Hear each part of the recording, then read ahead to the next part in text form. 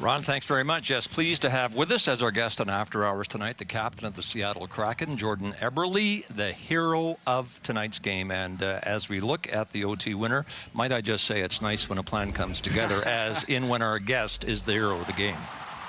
Yeah, Monty made a great play here, and I didn't really have to do too much to put it in the top corner. So, he's been a big addition to this team. How about Joey Daccord I know, missing the pile? I saw him come flying, and honestly, I didn't even have enough energy to celebrate. I was just standing in the corner. I was hoping the guys were going to get to me. All right, 5 goals in 6 games for you now. Have you been thinking about what could be the hottest start of your career? Yeah, I mean, pucks are going in. That's always a nice thing, especially early on. Confidence goes. Yeah, I mean, I try not to put too much thought into it. You know, I've had hot streaks in this league before. I've had cold streaks in this league before. Things always seem to trend. So you try and ride as much as you can. And the biggest thing for us, I mean, the wins. I mean, we've had 3 in a row here now. Obviously, some character runs. We found a way to win the other night, you know, scoring and not really defending that well. And tonight we defended a little bit better. And it's good to find ways to win both ways. Jordan, I think this is, if I'm not mistaken, your 3rd appearance on After Hours. Do you remember your first? I do not. I was telling you before. I remember the Rexall Place studio just outside the locker room there. Yeah, definitely a little bit younger there. Okay, so it was March 26, 2011, and you were on the program alongside another Oiler rookie, Magnus Pajärvi. Does that seem like yesterday or a lifetime ago? You know, things have gone by quickly. I think if you ask most guys who've been in the league for a while, things they seem to go by quickly. But yeah, definitely a lot younger. You know, times have changed a little bit. Obviously, Seattle wasn't even a team back then. And, you know, you're in the league. You're just trying to stay in the league and have fun. And you know, I think you look back and the places I've been, the games I've played in, it's gone by quickly. Magnus Pajärvi on the program with you, as we saw. Do you ever wonder what's happened to him, or do you have any contact with him? I do not, no. I mean, I knew he'd went to St. Louis for a little bit, and I mean, I've had a lot of teammates over the years. You try, it's always great. I think the hockey world's so small that, you know, you run into guys once in a while. Him, I haven't kept touch with. Obviously, he's a Swedish, but there's a ton of teammates that you run into once in a while, and it's always good to see. Yeah, your career has been going strong for 15 years, as we say, productive seasons. He had some trouble getting traction in the NHL. He had stops in St. Louis and Ottawa, I think, after Edmonton, and he's playing for Timrå now in the Swedish Elite League. Okay, yeah, so, yeah. I mean, that's great. Yeah. It's always great to see guys still playing pro. You know, obviously, this game gives a lot to us, and I always say I'm going to try and play as long as I can. Well, that's the Magnus Pajärvi update, if that's what you tuned in for. I was perusing the Oiler roster from 2010-11 earlier today, and it strikes me that only you and Taylor Hall are still in the NHL. That's got to give you some career perspective. Yeah. I mean, it's we went through quite a few teammates on you know, 4 or 5 years there, but yeah, it was. That was a city for me. Obviously, I loved playing in Edmonton.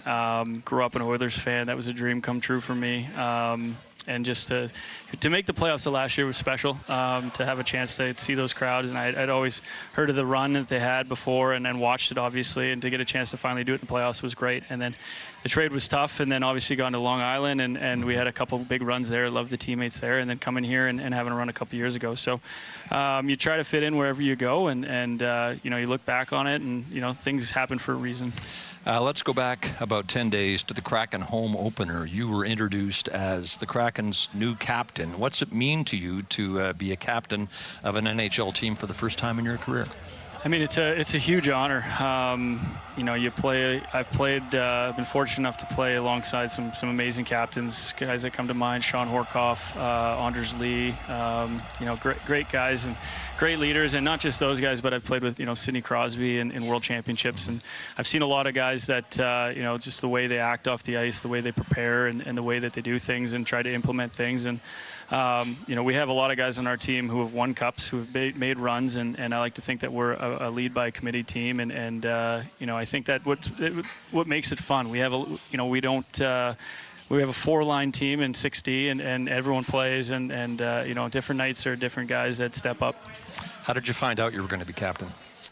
They told me, you know, quite a bit before. They just told me to keep it hush. I know they wanted to do it at the home opener and announce it there.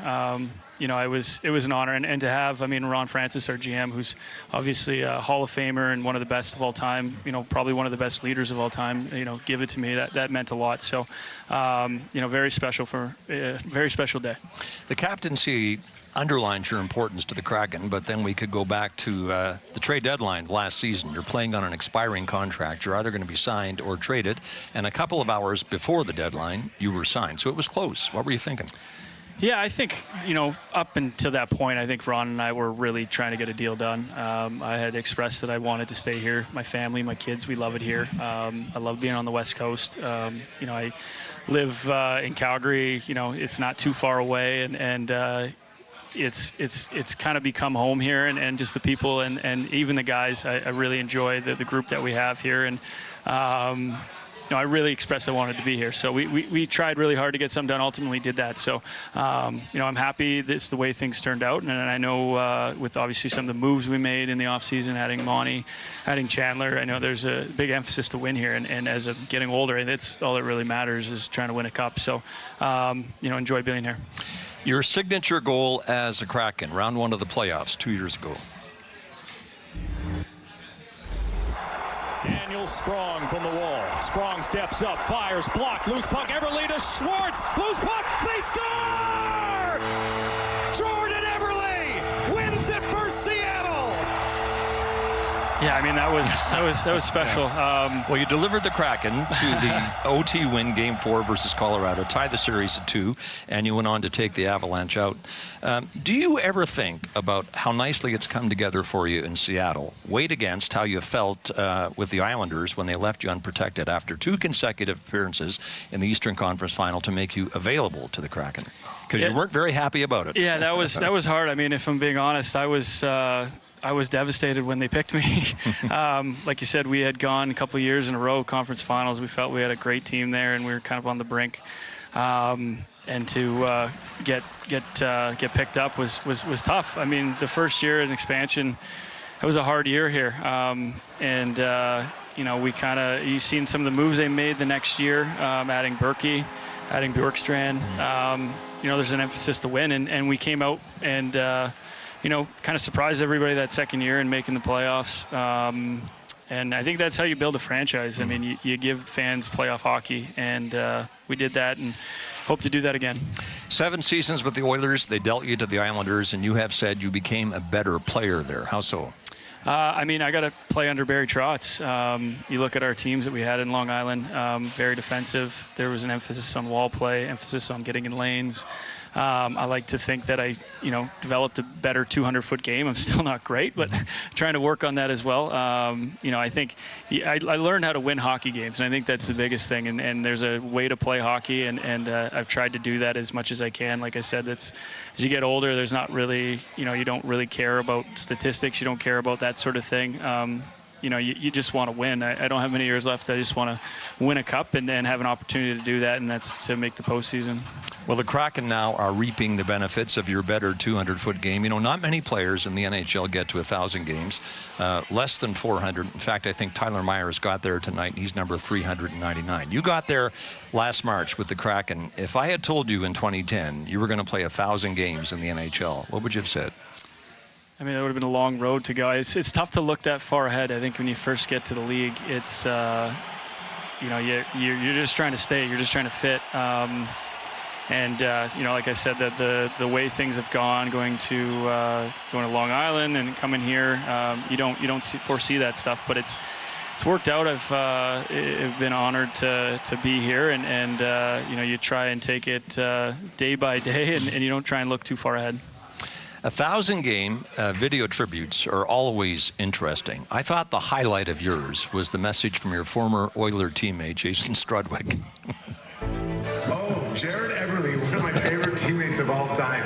Buddy, congratulations, 1,000 games. I remember the first time I saw you. You came in the dressing room, I thought, who brought their chubby little brother to practice? Yeah, is that not vintage Strudwick? He's great. He actually, him and his wife, Shona, they emceed our wedding. And we've been friends with them ever since. My wife and I do a foundation, Sticks and Strings back home. And Shona did it again last year. And we still keep in touch. They're great people. Your time with the Oilers takes us back to 2010 when you broke into the league and you and your roommate, Taylor Hall, were just trying to figure out how to function off the ice.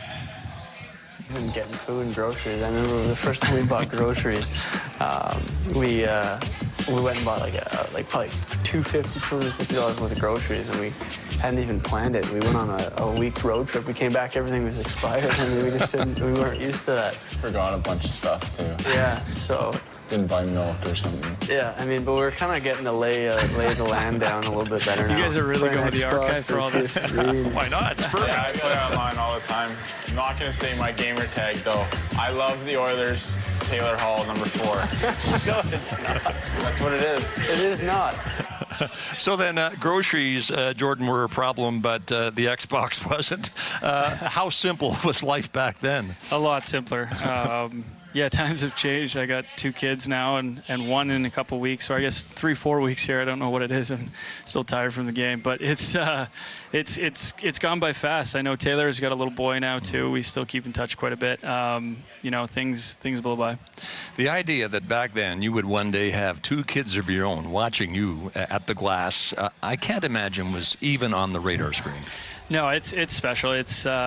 It makes coming to the rink fun. I think, they get to see their daddy play and they're, just watching them and warm up. They were here again tonight. It's I'm sure like most guys who have kids in the league, it makes hockey that much more enjoyable and gives it a perspective. You come to the rink and you grind, and obviously sometimes things don't go well. You come home, your kids don't care how it went. Yeah. So it makes it a little bit easier to leave the game at the rink. So you and Lauren have your daughter Collins and your son Deacon and another one on the way. Are the kids all destined to be hockey players?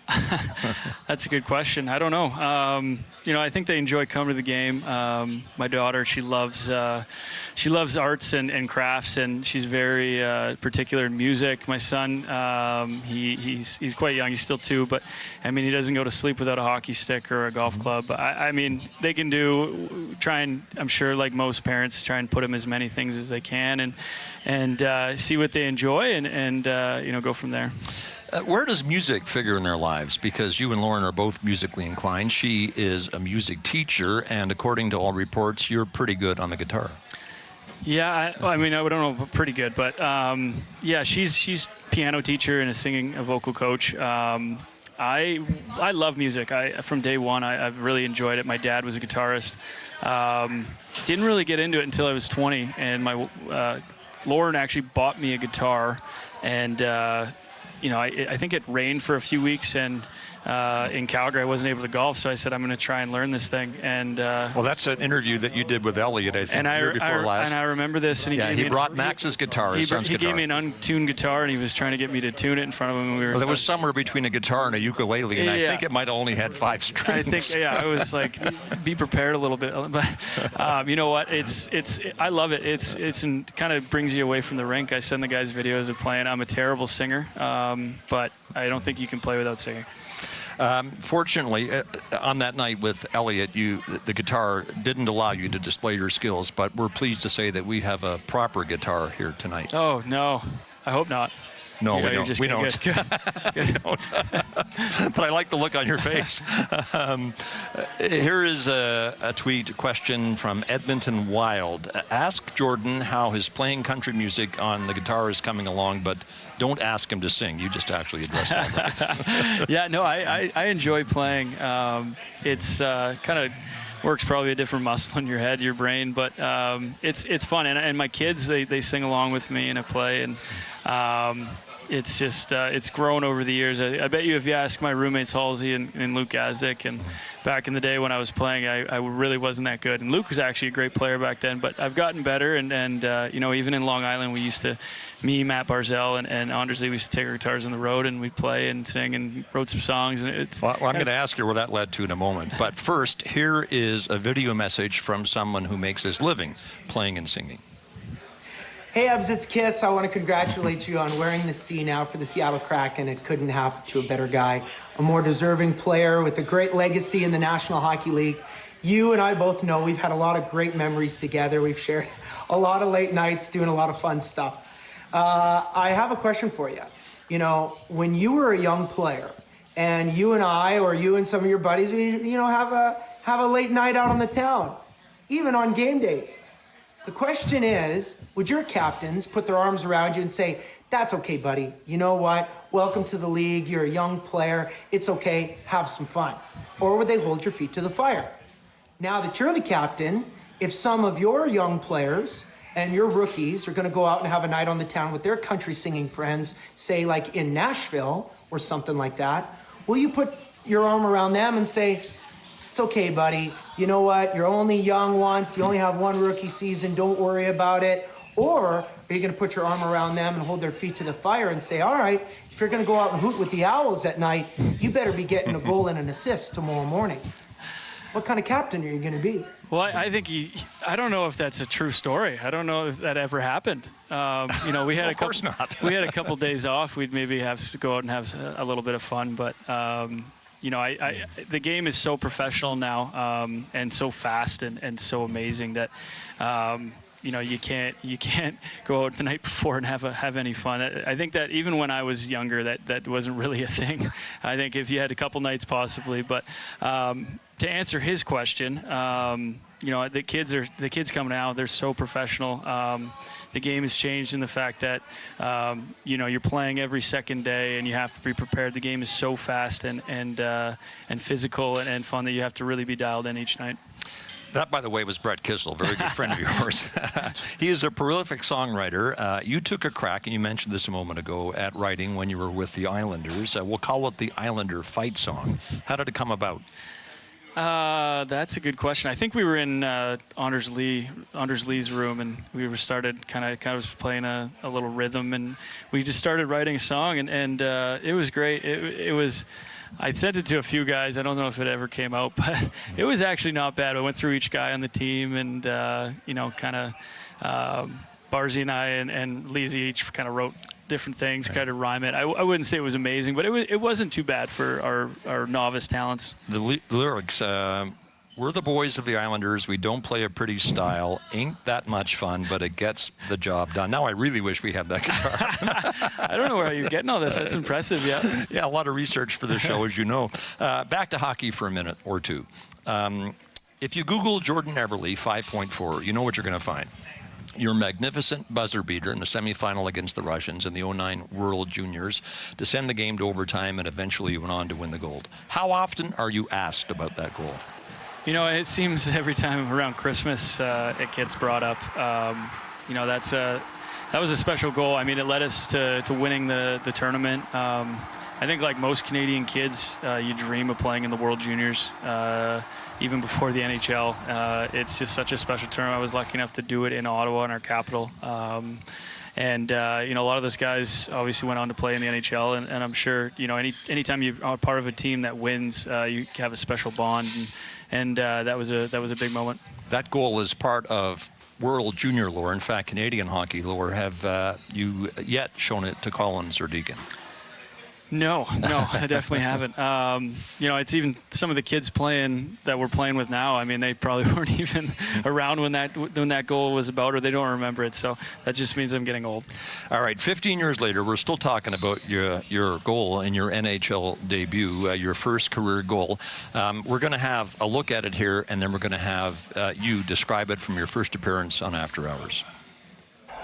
A 2-on-1 now. Eberle right in on goal, drags the puck, backhand, scores! What a beautiful goal!